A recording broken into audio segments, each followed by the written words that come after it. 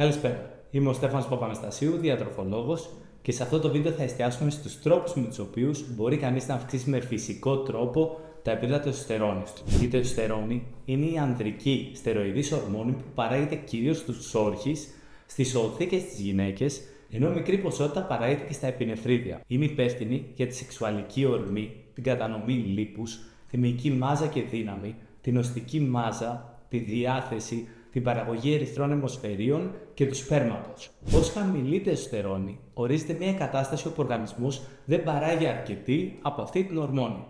Η διάγνωση γίνεται με εξέταση αίματος. Όταν τα επίπεδα τεστοστερόνης είναι κάτω από 230 έως 275 νανογραμμάρια ανά δεσιλίτερ, αναλόγως στις συστάσεις κάθε φορέα, και όταν αξιολογούνται και τα συμπτώματα του ασθενούς, με αυτούς τους δύο τρόπους μπορεί να γίνει η διάγνωση της χαμηλής τεστοστερόνης. Ας δούμε τώρα τα συμπτώματα που έχει κάποιος όταν έχει χαμηλή τεστοστερόνη. Χαμηλή σεξουαλική διάθεση, αισθητική δυσλειτουργία, χαμηλό αριθμό σπερματοζωαρίων, απώλεια μυϊκής μάζας και δύναμης, αυξημένο σωματικό λίπος, κόπωση, ψυχολογική δυσφορία, πεσμένη διάθεση, κατάθλιψη, μειωμένη γνωστική λειτουργία, δυσκολία συγκέντρωσης, απώλεια μαλλιών, χαμηλή οστική πυκνότητα, προβλήματα στον ύπνο όπως αϊπνία και γυναικομαστία. Συνήθως τα επίπεδα τεστοστερόνης μειώνονται φυσιολογικά με την ηλικία, περίπου 1 με 2% πτώση μετά την ηλικία των 30 ετών σε έναν φυσιολογικό άντρα. Αλλά μία επιτεχυνόμενη ή μη φυσιολογική πτώση λόγω πιθανής παχυσαρκίας ή κάποιας χρόνιας νόσου, όπως είναι ο σακκαρόδης διαβήτης τύπου 2 ή όταν κάποιος έχει μεταβολικό σύνδρομο, μπορεί να οδηγήσει στα προαναφερθέντα συμπτώματα και σε χρόνια ζητήματα υγείας. Σε παθολογικές περιπτώσεις μπορεί να υπάρχει πρόβλημα του οργανισμού στον άξονα υποθαλάμου, υπόφυσης και όρχεων, και έτσι αυτό να μεταφράζεται σε χαμηλά επίπεδα τεστοστερόνης.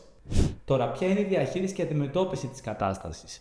Η κύρια ιατρική θεραπεία είναι η υποκατάσταση τεστοστερόνης, γνωστή και ως Testosterone Replacement Therapy ή αλλιώς TRT εν συντομία, η οποία μπορεί να χορηγείται μέσω διαφόρων μορφών, είτε σε μορφή χαπιού, είτε ένεσης, είτε κάποιες αλυφής που συνήθως μπαίνει στο χέρι.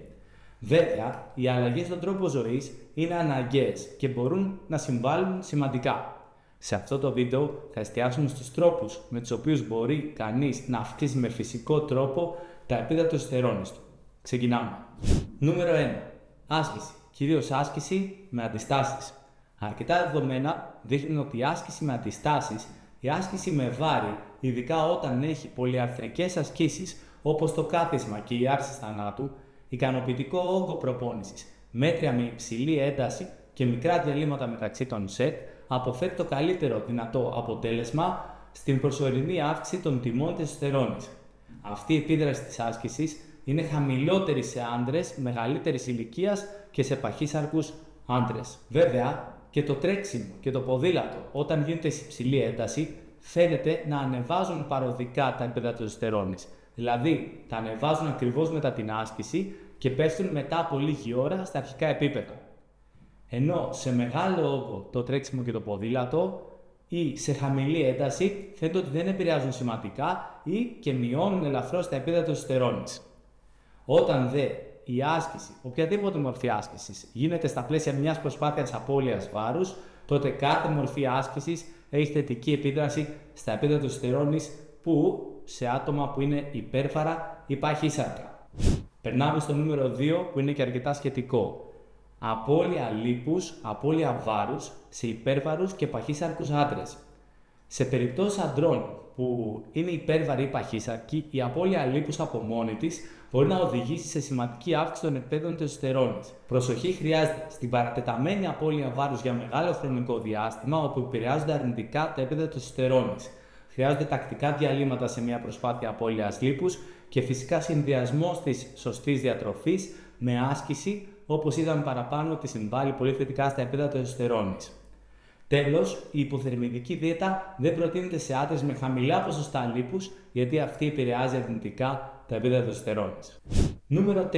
Διατροφή υψηλή σε λιπαρά. Μερικά δεδομένα από τη βιβλιογραφία δείχνουν ότι οι δίαιτες χαμηλές σε λιπαρά, αυτές δηλαδή που έχουν κάτω του 25% της θερμιδικής πρόσληψης σε λιπαρά μειώνουν τα επίπεδα τεστοστερόνης σε σύγκριση με τις δίτες οι οποίες είναι λίγο υψηλότερες σε λιπαρά, κοντά στο 35 με 40% της θερμιδικής πρόσληψης ενός ατόμου. Υπάρχουν δύο βασικές κατηγορίες καλωλιπαρών, να τα θυμηθούμε, τα μονοακόρεστα και τα πολυακόρεστα λιπαρά που θέλουμε να υπάρχουν στη διατροφή ενός άντρα. Τα μονοακόρεστα τα βρίσκουμε στο ελαιόλαδο, σε ελιές, στο αβοκάντο, στον κρόκο του αυγού, στους ξηρούς καρπούς, αμύγδαλα, φιστίκια, κάσους και στα βούτυρα καρπών. Τα πολυακόρεστα, ιδιαίτερα τα γνωστά ω3 που είναι πιο ωφέλιμα, υπάρχουν στα λιπαρά ψάρια, στο σολομό, στις σαρδέλες, στο γάβρο, στο μπακαλιάρο, στο σκουμπρί, στη ρέγκα. Υπάρχουν στα καρύδια, στο λιναρόσπορο, στους σπόρους τσία και στα φασόλια σόγιας. Τα λιπαρά που είναι καλό να αποφεύγονται, να υπενθυμίσουμε ότι είναι τα κορεσμένα και τα τρανς λιπαρά. Νούμερο 4. Επαρκής ύπνος σε ποσότητα και ποιότητα. 7 με 8 ώρες συνεχόμενου ύπνου είναι αναγκαίες για τη βέλτιστη λειτουργία του σώματος. Μελέτη του 2019 σε 2.295 εφήβους έδειξε ότι λίγες ώρες ύπνου μπορεί να συνδέονται με χαμηλά επίπεδα τεστοστερόνης. Νούμερο 5. Μείωση του στρες. Ακούγεται κλισέ, το ξέρω.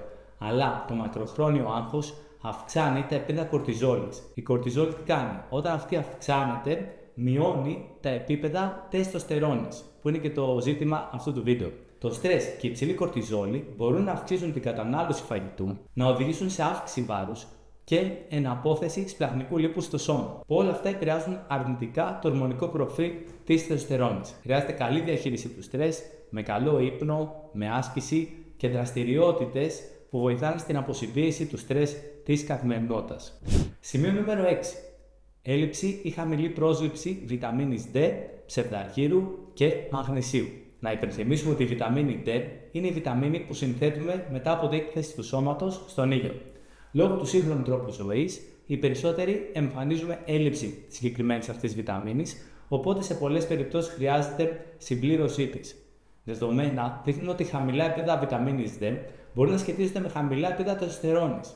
Σε ανασκόπηση μάλιστα το 2020 φάνηκε ότι ένα συμπλήρωμα βιταμίνης D μπορούσε να αυξήσει τα επίπεδα τεστοστερόνης και να βελτιώσει τη αισθητική της λειτουργία αντρών. Αυτό που έχει να κάνει κανείς είναι να ελέγξει τα επίπεδα της βιταμίνης D του, ολική βιταμίνη D, σε εξετάσεις αίματος με μια απλή λήψη αίματος και να δει σε τι επίπεδα βρίσκεται αυτή η τιμή. Αν είναι κάτω από 30, τότε χρειάζεται να συμπληρώσει αναλόγως και με τις οδηγίες που θα πάρει από τον γιατρό του. Σχετικά τώρα με το ψευδάργυρο, φαίνεται ότι η λήψη συμπληρώματος ψευδαργύρου ωφελεί τους άντρες με χαμηλά επίπεδα τεστοστερόνης και υπογονιμότητα. Νούμερο 7. Αποφυγή αλκοόλ.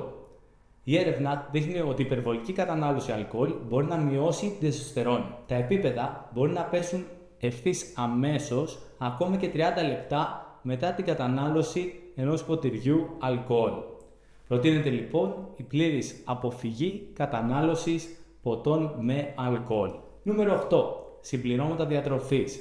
Μπορεί να περίμενες αυτό το σημείο εδώ και ώρα, αλλά όπως βλέπεις είναι χαμηλό σε σειρά προτεραιότητας σε σχέση με τους παράγοντες που παίζουν πολύ σημαντικό ρόλο. Διάφορες ενώσεις έχουν ερευνηθεί ως προς την επίδρασή τους στην τεστοστερόνη. Από τα πιο γνωστά συμπληρώματα που κυκλοφορούν είναι το σοπαλμέτο, το ασουαγκάντα, το τριβόλι, το fenugreek, το διασπαρτικό οξύ, το τονγκατάλι, το maca root, το holy goat wheat και το βόρειο που έχει αρκετή φασαρία γύρω του. Συνήθως αυτά κυκλοφορούν σε μορφή φόρμουλας, δηλαδή πολλές ουσίες από αυτές μαζεμένες σε μια κάψουλα. Να σημειωθεί όμως ότι κανένα από αυτά μεμονωμένα δεν είναι η μαγική λύση και χρειάζεται πιο ολιστική προσέγγιση με βάση όσα έχουμε ήδη αναφέρει σε αυτό το βίντεο. Νούμερο 9 και τελευταίο, αποφυγή ενδοκρινικών διαταρακτών. Κάτι που δεν γνωρίζουν πολλοί είναι ότι οι ενδοκρινικοί διαταράκτες είναι κάποιες χημικές ουσίες που, αν και δεν είναι ορμόνες, μπορεί να αναστείλουν, να διεγείρουν ή να διαταράξουν τις φυσικές ορμονικές λειτουργίες του οργανισμού. Ένα παράδειγμα είναι η βισφενόλη Α, γνωστή και ως BPA, μια γνωστή χημική ουσία που βρίσκεται σε πλαστικές συσκευασίες και τροφές και μπορεί να μιμηθεί τα ιστρογόνα στο σώμα, έτσι επηρεάζοντας αρνητικά τα επίπεδα τεστοστερόνης. Καλό είναι να παρατηρείς τις πλαστικές συσκευασίες που χρησιμοποιείς, τα πλαστικά τάπερ που ίσως να έχεις στα ράφια σου και στο ψυγείο σου και οπωσδήποτε αυτά να αναγράφουν ότι είναι BPA free. Ακόμα καλύτερα, να τα αποφεύγεις και να προτιμάς γυάλινα ή ανοξίδωτα σκεύη για την αποθήκευση τροφίμων και υγρών της διατροφής σου. Αυτή ήταν οι 9 τρόποι για να αυξήσεις με φυσικό τρόπο τη τεστοστερόνη. Όλοι οι άντρες πρέπει να είναι ενήμεροι για αυτή και να κάνουν το καλύτερο που μπορούν, καθώς η τεστοστερόνη είναι συνώνυμη με την αντρική υγεία. Σε ευχαριστώ που παρακολούθησες μέχρι εδώ. Κάνε like το βίντεο αν σου άρεσε και εγγραφή στο κανάλι αν δεν έχεις κάνει ήδη. Τα λέμε στο επόμενο, να είσαι καλά.